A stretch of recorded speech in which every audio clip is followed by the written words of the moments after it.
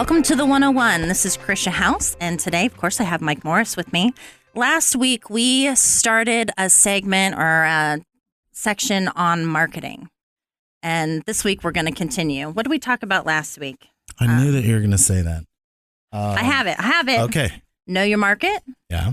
Know your customer, and know your competition. Mm-hmm. So if anybody wants to listen to that, you can find our YouTube channel, the 101 Radio Spot, and you can pull up any of our past shows. But I suggest that you go back and listen to this marketing segment first. Yeah. I mean, the reason we broke it down into these pieces is we're trying to take 3 pieces at a time because overall there's about 10 or 11 of these. So it's going to we'll even stretch it into the next show to make sure we get all this out because we're just scratching the surface on this. So marketing's huge. It is a big fishbowl of wonderfulness. Well, the issue to it is if you're trying to research these things, it seems very complex, and it's not that. You have to break this down into simple, easy to use segments. We are telling you, this is almost like when you're taking a college course and they're explaining the curriculum for 12 to 16 weeks. Really, you're just trying to cover one thing, but you're going in deep. And a lot of this, we're not getting into the theory of why it works. We can do that. Probably next show, we'll break down how it works. This is just the pieces that, again, this kind of started when we got an email about partnerships and looking at different roles or why your business needs to differentiate yourself. So that's kind of why we started this is you've got your business, whether you just started or you've been in business 10 years, how do you grow it? And that is telling your story. So would you agree with that? 100%. As a person that's owned several businesses and run several businesses? Right. So yes. if you want, the easiest way to look at this is you are telling the consumer a story. You have to tell it continuously. You can't just tell it one time and be done. Right. Marketing, when you own a business, marketing is something that you just need to plan on doing for the life of your business. Right. Consistently. You never stop. I'll have people that we'll have conversations that'll say, my business is a seasonal business. And, we only need to be on radio or TV, whatever it is, for our busy season. I've said that. Yeah, well, that's right. You have said that. Is that why you're saying this? No, I'm saying that because I have people that are like a landscaping business. We only need to be on during these months because that's when we're busy. That is not why you're busy. You're busy because the time of the year is when you should be busy. If you're not, you're in trouble. You've got your word of mouth. You've got work that you've done in the past leading into why you're busy now. But if you are paying employees November, December, and January, and they're showing up every day, you still have a business to run. Unless everybody gets to leave, like you're a construction worker and you can't work on a road while it's snowing and icy, then you're right. That is a seasonal business. If you are paying people every 2 weeks or every month, and even in your times when you're dead, you have to market. You are marketing not for today. You are marketing forward. You are always looking at 30, 60, 90 days ahead. If you start marketing now, whether you're a landscaping company or a restaurant, and you're looking at it, you're behind the 8 ball by 90 days, almost 120 days. It's like that saying. What do they say? The fitness, like your summer body is built and made in the winter. Right. Right. You can't just expect, it's my season, let's market. People are already in their mind. They are thinking, I need to get my landscaping done. I'm going to call X, Y, and Z. Maybe they've heard them on the radio for the last 3 months and it's stuck in their head. Somebody who comes and after the fact and they're saying, hey, use us. Well, 90% of the people already have their company picked out that they're going to use. So, and it's always the first one to market. And when I say that, it is if you are the first one to get your message out there and you start hitting it really hard, you are already telling people this is what we do. If your competition, and the last thing we talked about last show was knowing your competition. The way I always look at it when I'm dealing with a business is I want to find out what everybody is doing that's in their field, because I'm planning against that. I can go back in a 3-year window and look at when did they start? What was the commercial that they ran, or what was the thing they were pushing? That's not how most people look at marketing. They look at it as, I've got this window. This is what I'm going to do. Here's my budget. And I'm just going to wait until it gets closer to that, and then I'm going to turn it on. Well, that goes into our next section that we're going to talk about too. Go ahead and start that. You really want me to say I really don't want to read this part. I really want you to read this part. We need to talk about your purpose. Besides the 4 Ps, price, product, place, and promotion. Hey, I did it without messing that up. And that's why I had you say it, because I would have slurred through that really quickly.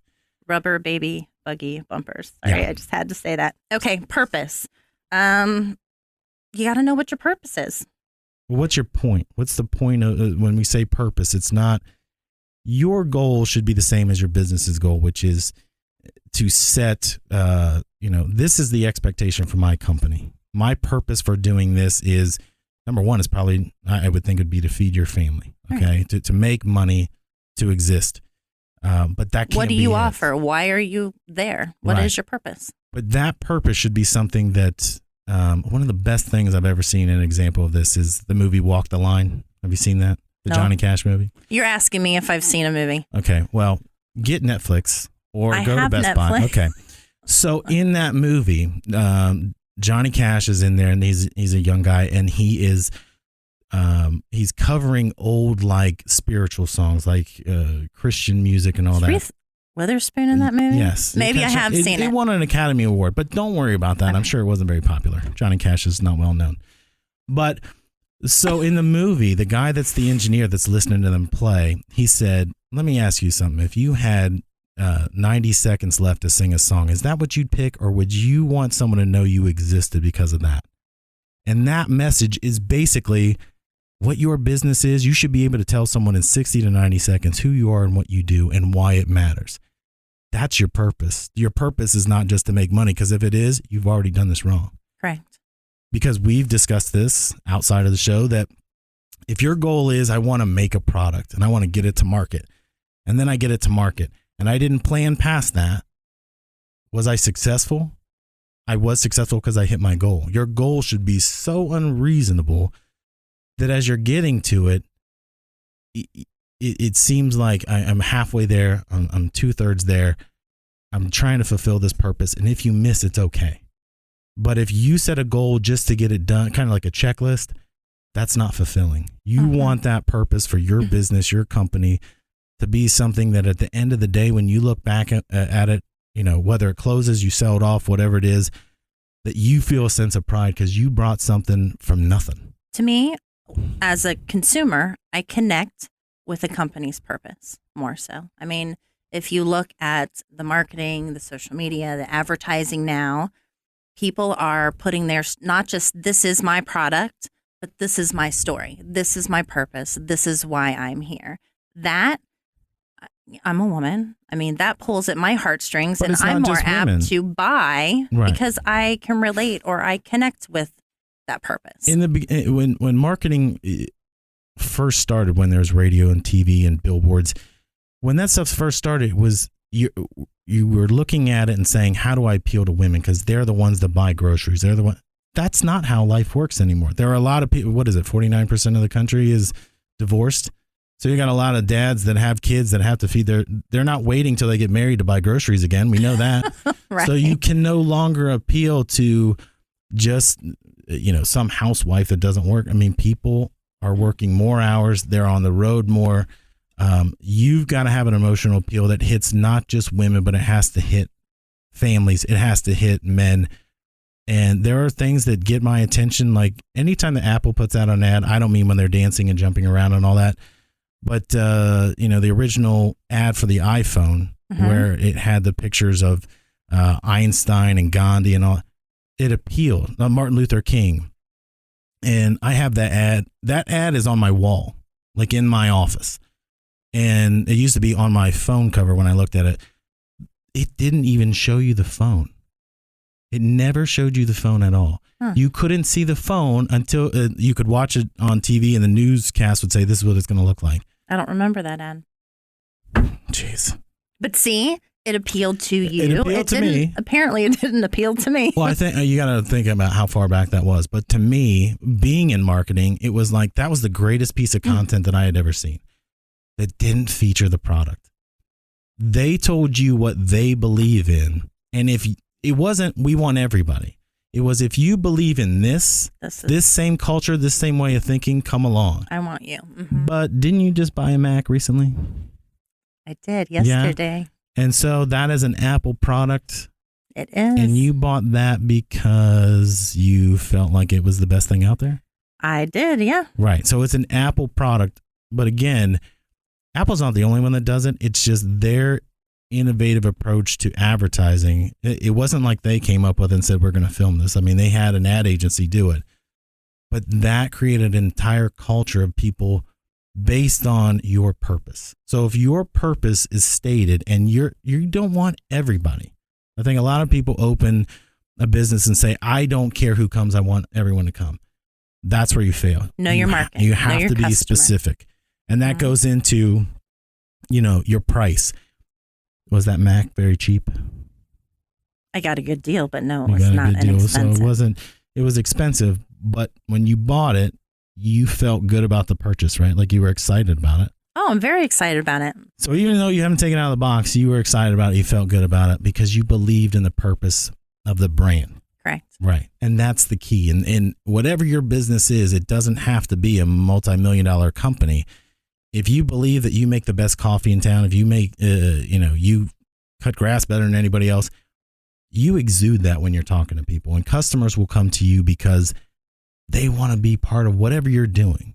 And we've talked about this before. Rachel and I will always get a conversation where someone hits us up on Facebook and goes, I don't know what you're doing, but I want you to do it for us. And then when we have the conversation, it is not about how much money they have to pay us or what we need from them. It is, tell me what you do. Mm-hmm. The whole purpose of any business is to get people's interest piqued and have them come to you. And now you're making the decision, right? As the owner, you're making the decision on what you want to do with that person. And not everybody's a fit, right? Right. I mean, you go through that. Not everybody's a fit for what you do. True. Right. Because some people, we said it before the microphones were turned off, some people are just jerks. And let's just be honest. There are some people that will just drive you crazy and you want nothing to do with them. But that's okay because that's where price comes in.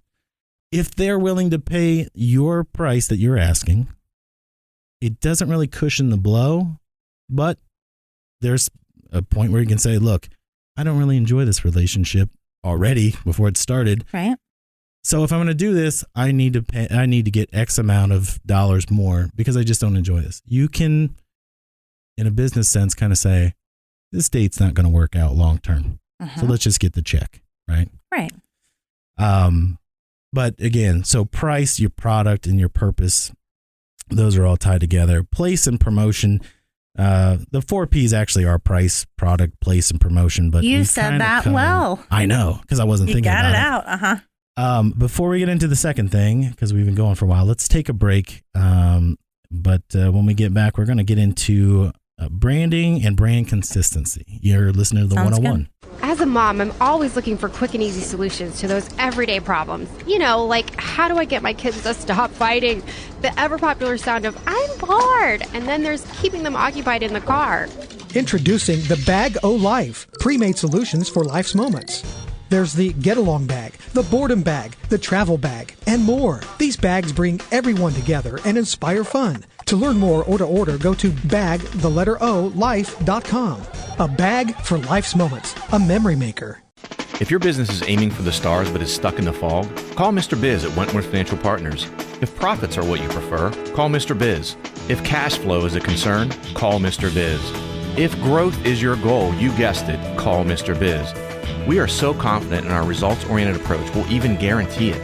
Visit WentworthFinancialPartners.com to learn more about our guaranteed CFO services or call us at 614-962-7CFO. That's WentworthFinancialPartners.com. So what is my grandbaby up to today? Dad told me to tell everybody about our new 2017 Fuso Canter Workbox trucks. Do they still have the best fuel economy? They sure do, and they also come with the Mobileye Collision Avoidance System for free. What in the wide world of sports is Mobileye? It's like an extra pair of eyes for your truck, and it helps avoid accidents on the road. No kidding. You know what else? We will not be undersold. Your truck resource, Jim Mary Truck. Hi, this is Marty Reed, and I'm the owner of Frog Hauling. We are Columbus's only green residential mini dumpster service. If you want to clean your garage, you want to clean your basement, or maybe clean your yard, give Frog Hauling a call, 258-3764. At Frog Haul, we also service contractors, and if only the best product will do for your customer, give Frog Hauling a call. Visit us at froghauling.com or call us at 614-258-3764.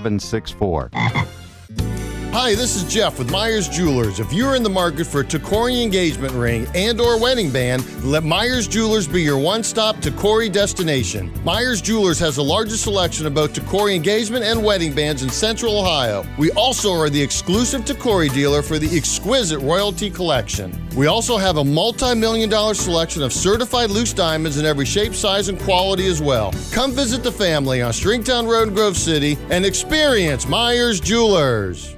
Every day, careless drivers drive away from car crashes they cause while you're left behind, injured, without a car, and unable to work. It gets worse. Careless Drivers Insurance Company may refuse to pay you. Your insurance company may refuse to help you. You'll have to do one thing. Get Scott Smith and get justice. We have the experience and the resources to get you the results you need and deserve. Call 888-311-LAWS. That's 888-311-LAWS, or visit us at sestriallaw.com. Get Scott Smith.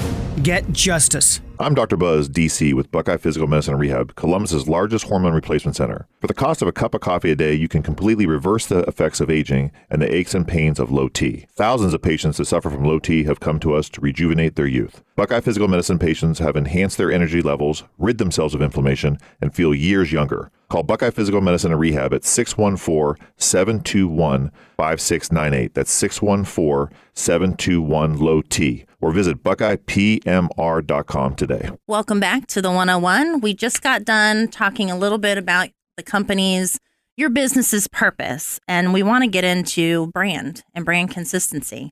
I love this topic because I'm very girly, and the branding, the visual aesthetics of things are, I love it. well, when you think of brand consistency, what do you think? Because here's the thing. Well, I think of it a totally different way because big shock. Well, not because I'm a man, but because of what I've done for 20 years. So to me, I think brand consistency is the most important thing. But I have a hard time looking at things from a consumer's point of view because I don't really buy that many things. Because the entire time I'm going, I know I'm getting ripped off. I know how much money went into this marketing campaign. They have to be applying that to these shoes. Occupational hazard right there. Right. But as a consumer, when you think of brand consistency, what does that mean to you? Gosh, it's not cut and dry, really. I mean, when I started the bag and I thought, how am I going to brand this? Like, it was funny. I kind of went with what I liked as far, like I said, I'm creative. I went the aesthetic, I got my logo. When I think brand, when anybody thinks brand, Nike pops into my head. Right. Because it's just such a large brand. They have their branding with their slogan, the Just Do It. But they don't even have their name on their shoes anymore. No, they don't even need have to. Right. The branding does it for them. The swoosh, you see that, that's not Reebok. Right. They have branded their products very well. I did see something I thought was funny on a marketing, this is so nerdy, but on a marketing like Instagram post, and it says, Nike doesn't worry about Reebok. And that's all it said. And that's such a good point is Reebok still has to put their name on their shoes so you know what it is. Yeah. Nike, you can see it from a distance and know exactly what it is. That is the best, that and Apple, because you don't even need to see the word anymore. You see the logo. Once you've done that, you've solidified your brand consistency right there. And when researching logos, something very simple, not a lot of color, not a lot of lines, very clean and to the point. People are going to remember that. Right. I mean, look at the Apple logo. Look at the Nike swoosh. It's not some wordy, very detailed picture. They're very simple. Very simple. Oh, Jim is pointing at the coffee cup here that has Starbucks. It's a Starbucks, but it doesn't say that anywhere on there. That is an excellent point, Jim. Good catch. So as far as that goes, brand consistency, when we're talking about logos, that where you see people slip up is when they want to get creative and they want to spice things up and they want to change what that logo looks like. When you do that, the consumer looks at it and they trust that product. They either build off and go, I like it, or I can't stand it. You're not trying to get the people that can't stand it. You're not trying to change their mind. You're trying to get more like-minded people to come in. So if you really like Chipotle and then they change their sign to be fancy, it starts to mean like, what's different about it? It's simple though. Right. But once you build trust, you don't want to change that. Right. You know? So that's the biggest thing about brand consistency. The more consistent you are about what you do and what that brand is, the more successful you're going to be. Look at Tiffany's. Tiffany Blue. I mean, you're looking at me like, what's that? No, I had to think about it because I was about to say Tiffany's. You Tiffany? go to Tiffany's, you buy your girl a nice piece of jewelry, or you have a little gift. It comes in this nice Get Tiffany yourself Blue a Red Robin box. gift card for that girl is what I'm saying. Well, but no, I could understand that if you want to chuck away $15,000 to $25,000, get yourself a blue branding. box. Tiffany Blue box. It's, I don't know what robin egg blue. I don't know what the technical color is, but now when people see that blue, robin egg blue. Yeah. Well, when people see that blue, they'll say Tiffany Blue, just like they'll say, oh, Carolina Blue.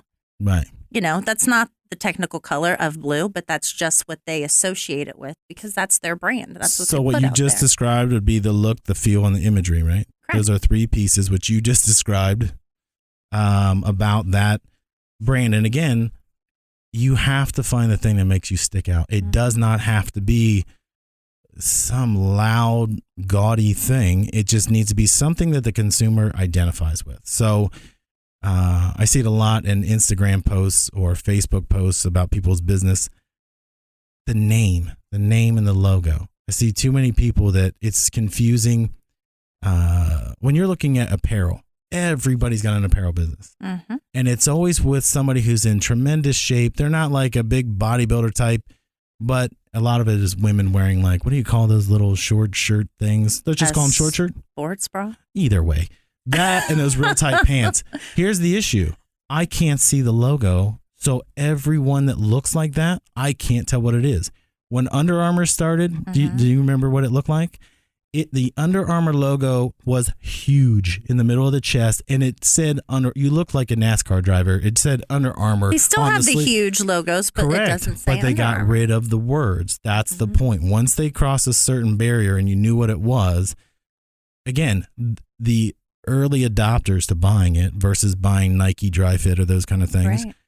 they bought that because it was different. Right. So there was a hole in the marketplace. This is different because they didn't sell shoes. The other companies all sold shoes. So what's Under Armour do? Once they build up that brand, they get rid of the wording. The logo's still big, and then they go into shoes and People other don't apparel. want words on their shirts. I mean, I would rather have. You have words on your shirts right now. I do. Okay. But I mean, when I go and buy, Okay. I just wanted you to point out the fact that you have words on your shirt. I do have words and you on just my said no shirt. one wants that. Well, I'm thinking sportwear. You know, if I'm going and I'm buying a sweatshirt, a Nike sweatshirt, a Reebok sweatshirt, an Under Armour sweatshirt, I am going to either buy the Under Armour or the Nike because there's not a big Reebok in the middle of my sweatshirt. Right. It's just got, you know, whether it's small or large, their logo. And with Nike, you know, they've got that catchy little slogan. Really? And it is. Just do it. Oh, yeah. Well, Why didn't I think of that one first? But anyway, you weren't around in the 80s doing business. No. You were in high school. So we've talked about brand consistency. Let's talk a little bit I do about have to say one more thing about brand, though. I think just from me trying to brand the bag, I think your branding needs to also mirror or tie in with the vision you have for your company.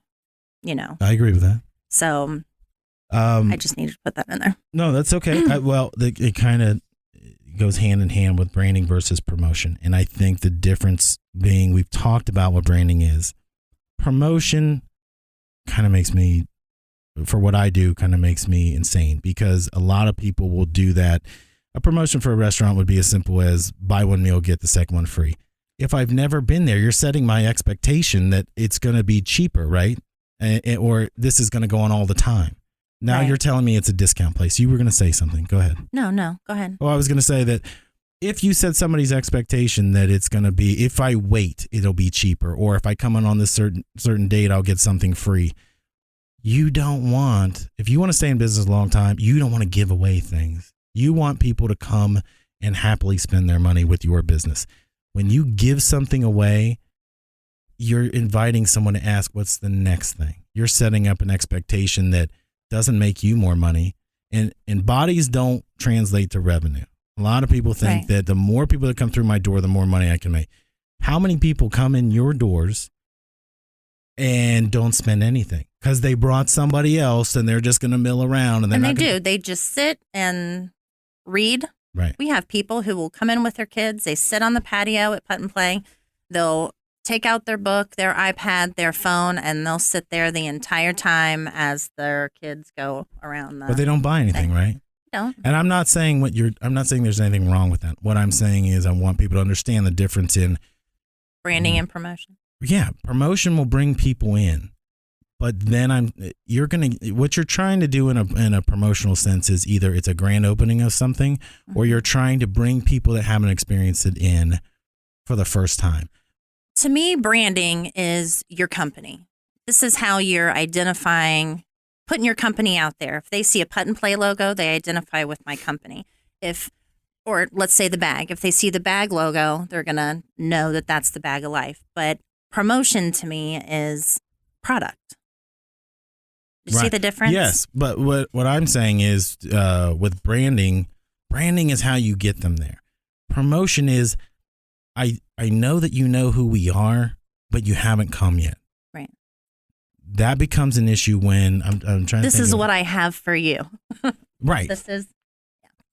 And to me, it is, if your product is not, if you've not marketed yourself well, if you've not built your brand and you're going to promotion, not that there's anything wrong with it, you can promote, but promoting is your marketing and advertising. You're doing it backwards.